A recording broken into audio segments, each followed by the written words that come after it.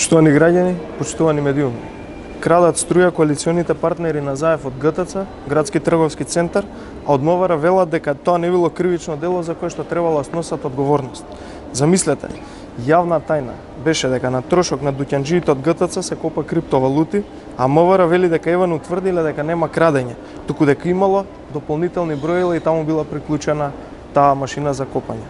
Од Евана пак вела дека нема дополнителни броила и дека има само едно броило за ГТЦ, со што потврдија дека МВР лаже и го штити криминалот.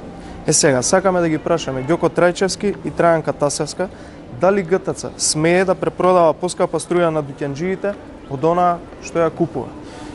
ГТЦ ја купува струјата како акцизна стока за 3,7 денари по киловат час, а ја препродаваат за 15,9 денари по киловат час.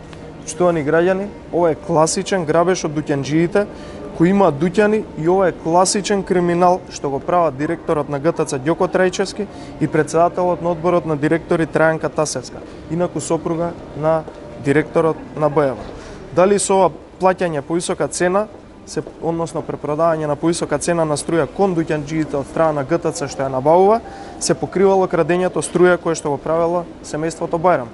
Но ова треба да одговори МВР, треба да одговори Ѓоко Трајчевски, треба да одговори Трајанка Тасевска. Повелете.